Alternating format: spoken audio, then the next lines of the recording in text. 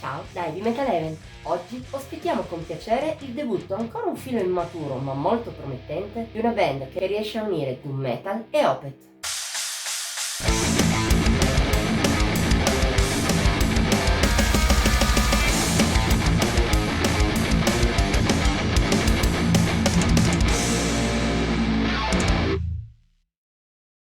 Che lo si voglia o meno, gli Opeth sono state una delle band più rivoluzionarie e importanti non solo della scena scandinava, ma di tutto il metal.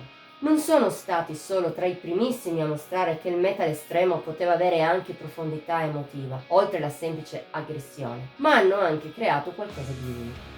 Qualcosa che ancora oggi, anni dopo i loro lavori più importanti e dopo la controversa svolta stilistica, continua a influenzare band a volte persino molto lontane dal loro genere. È il caso degli Okra. Nati a Gothenburg nel 2018, dopo un EP 2 anni dopo, hanno esordito lo scorso 26 maggio sulla lunga distanza con Gratitude. Al suo interno il gruppo compie un'operazione molto interessante. Interseca una base doom metal con a tratti qualche influsso stoner a una vena progressive che si rifà molto ai già citati conterranei.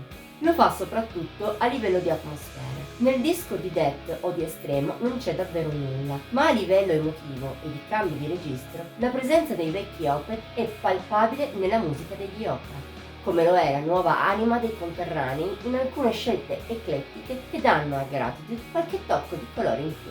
In più gli svedesi inseriscono nel proprio genere alcune influenze dal moderno post-metal da un lato, ma dall'altro non mancano di guardare indietro, all'hard e persino al blues, oltre ovviamente al prog rock dannato.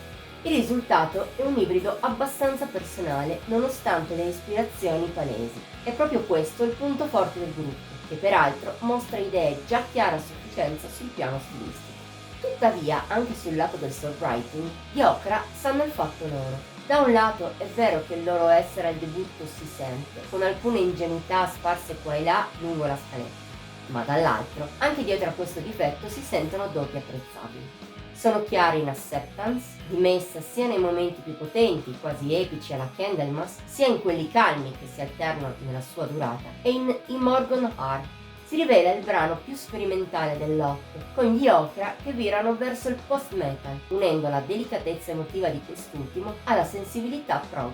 Il risultato non è solo eccellente, ma sembra anche qualcosa che gli svedesi potrebbero sviluppare meglio in futuro. Infine, merita una citazione We Couldn't Think No, che pur non essendo al livello del duo precedente, si mette in mostra per malinconia e per le sue venature di mood che le conferiscono un certo fascino. Anche le altre presenti in scaletta non scendono mai sotto un livello almeno buono, tuttavia riescono a brillare meno. In generale, non tutto di Gratitude rimane in mente. E questo, più che la comprensibile immaturità, il vero difetto che gli Okra dovranno affrontare in futuro, ma che, ne siamo sicuri, riusciranno a superare. Al di là delle sbavature, stiamo parlando sempre di un esordio concreto e valido, godibile per tutta la sua durata. Soprattutto promette molto bene per il futuro degli svedesi. In attesa di vedere se la promessa sarà mantenuta, noi ti consigliamo questo loro esordio. Se ti piacciono sia gli Opeth, che siano in versione estrema o in quella recente, sia il doom metal, lo adorerai. Voto di Metal Heaven 84 su 100.